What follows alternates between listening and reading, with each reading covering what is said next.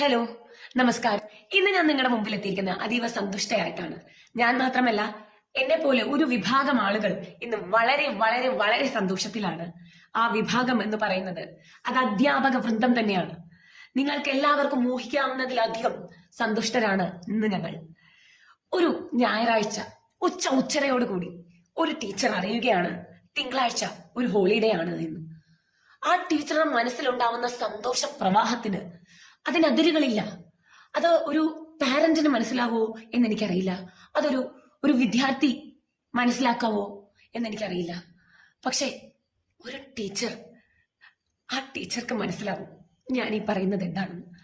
സന്തോഷം കൊണ്ട് എന്റെ കണ്ണുകൾ നിറയുന്നുണ്ടോ, എന്റെ വാക്കുകൾ ഇടറുന്നുണ്ടോ എന്നെനിക്കറിയില്ല. എനിക്ക് നന്ദി പറയാനുള്ളത് ഫിഫയോടും കൂടാതെ നമ്മുടെ സർക്കാരിനോടുമാണ്. എത്ര നന്ദി പറഞ്ഞാലും തീരില്ല. മറ്റൊരു അപേക്ഷ എനിക്ക് പറയാനുള്ളത് എന്താണെന്ന് വെച്ച് കഴിഞ്ഞാൽ, ഫുട്ബോളിന് മാത്രമല്ല ക്രിക്കറ്റിനും മറ്റ് കായിക മത്സരങ്ങൾക്കും ഒക്കെ ഫൈനൽസ് ഉണ്ടാവും. അതിനൊക്കെ പൊതു അവധി പ്രഖ്യാപിക്കണം.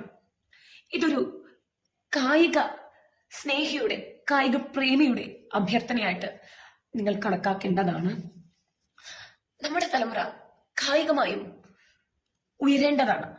നമ്മുടെ തലമുറ ഇനിയും കായികാഭ്യാസത്തിലേക്ക് ഉയർന്ന് ഒരു കരുത്തുറ്റ ഭാവി നമുക്ക് വാർത്തെടുക്കേണ്ടതാണ്. അതിനുവേണ്ടി എല്ലാ ക്രിക്കറ്റ് മത്സരങ്ങൾക്കും, എല്ലാ ഫുട്ബോൾ മത്സരങ്ങൾക്കും, ഹോക്കി മത്സരങ്ങൾക്കും, അതുപോലെ കബഡി മത്സരങ്ങൾക്കും ഒക്കെ ഇതുപോലെ പബ്ലിക് ഹോളിഡേ പ്രഖ്യാപിക്കുന്ന സുദിനത്തിന് വേണ്ടിയാണ് ഞാൻ സ്വപ്നം കാണുന്നത്. അങ്ങനൊരു ദിനം വൈകാതെ എത്തുന്നതാണ് എന്ന് വിശ്വസിക്കാനാണ് ഞാൻ താല്പര്യപ്പെടുന്നത്. ഏതായാലും എന്റെ എല്ലാ ആശംസകളും ഫിഫ വേൾഡ് കപ്പിന് ഞാൻ നേരുകയാണ്. ഇന്നു മുതൽ ഞാനൊരു ഫുട്ബോൾ ആരാധികയാണ്. ജയ് ജയ് ഫിഫ, ജയ് ജയ് അർജന്റീന, ജയ് ജയ് സ്പെയിൻ. നന്ദി, നമസ്കാരം.